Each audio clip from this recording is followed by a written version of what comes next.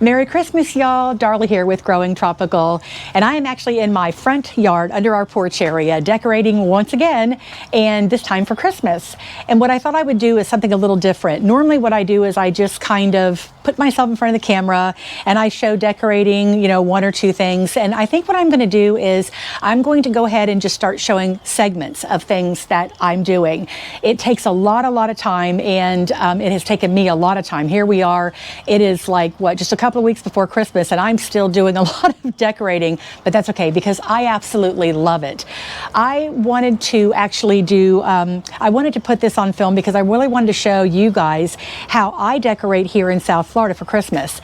We do not live in a traditional Christmas time climate, if you will, with snow and all the festivities that come along with the traditional Christmases that we know. So I like to decorate where I can actually, don't get me wrong, I like to use the wreaths and the pine cones and all those things as well, but I like to put a little bit of a twist on Christmas here.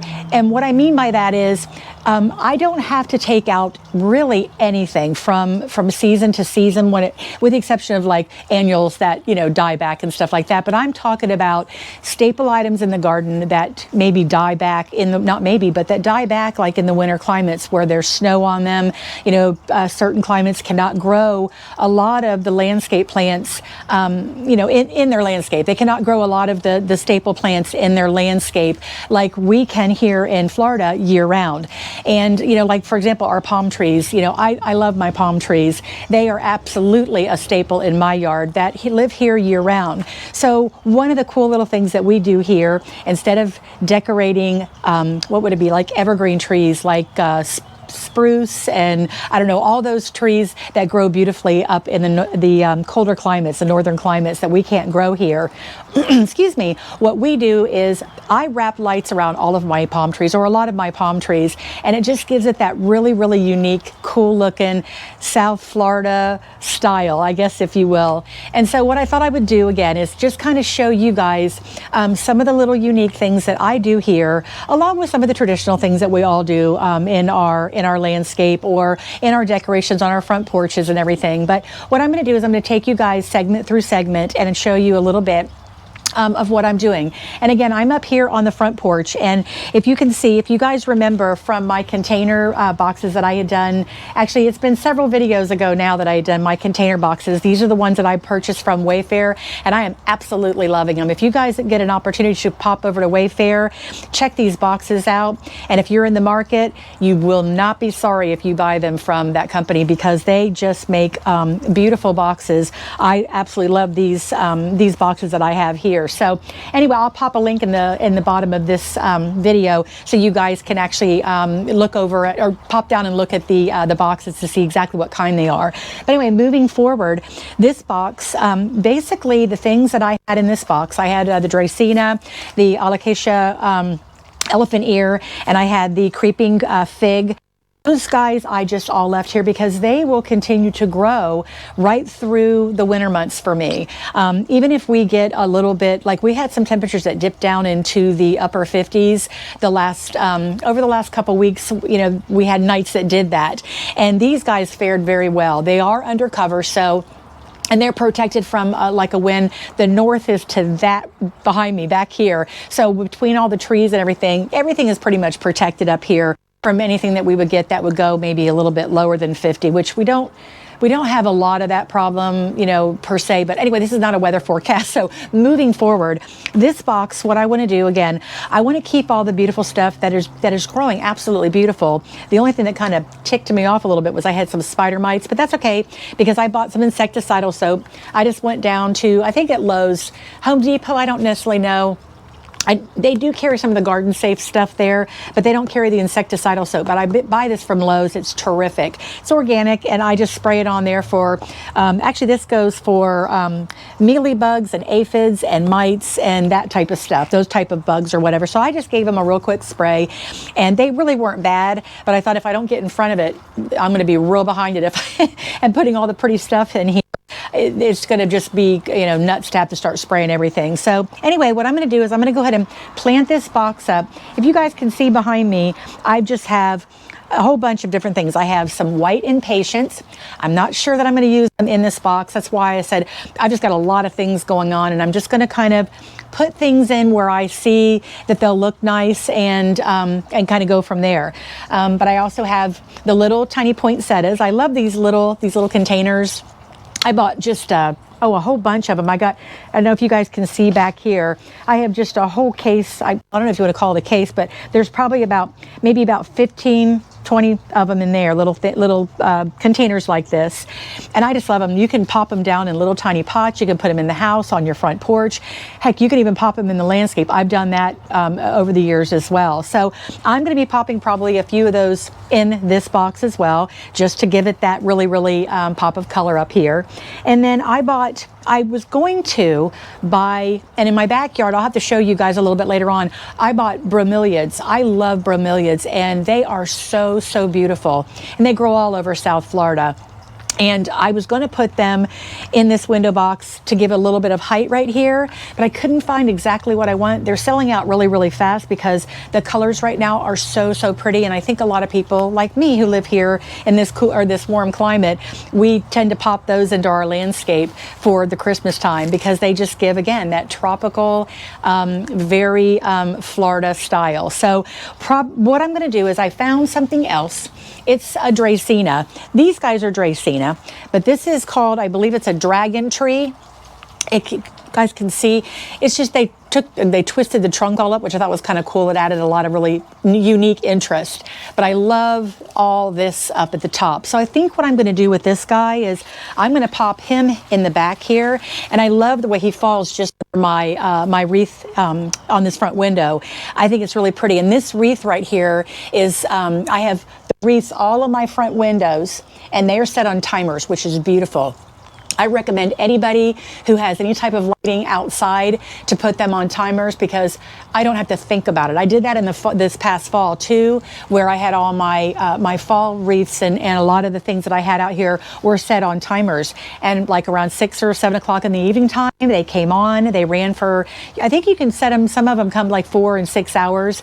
I think I even have a couple that run for 8 hours. But either way, you don't have to think about it. And I love that because I want to be able to come in and not think about it and walk out and see all the beautiful lights and everything. And that's what these guys are. So I think we have these set to come on around 6 o'clock because that's when the sun really starts going down and it getting dark. So I think it'll illuminate this really, really pretty. So again, this is a Dracaena dragon tree. I'm going to go ahead and pop him in there just for some really cool spiky interest. And other than that, I'm not real sure. I will probably end up putting some of these poinsettias around. Now I have this tree. If you guys remember, these are the two that I had planted. I have another one at the other end. Let me show you this one as well. This is my Chevaliera trees. And these guys, if you remember in a video that I had done in the past, they actually are or I put them in new pots rather, and they're in these really pretty brown pots, and they're doing quite well actually. But I thought what I might do is go ahead and pop quite a few of the small poinsettias around there to give it a pop of color. And I'm not sure, but I was thinking about possibly running some twinkling lights maybe up on the trunks. Not sure yet. Again, that's what I said. I'm just kind of like here and there. I'm not sure exactly what I'm going to do.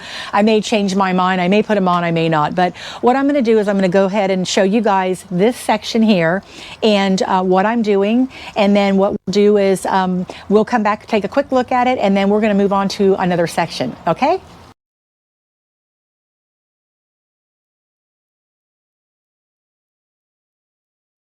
Look at the root system on this thing. I don't know if that's beautiful or if that is just something that needed to come out. So I'm going to go ahead and break the roots up on this guy because I think he needs to have a little help and maybe being able to grab a little bit of that soil. But I think he's going to take off really, really nice. But I wanted y'all to see that. That's pretty cool, isn't it?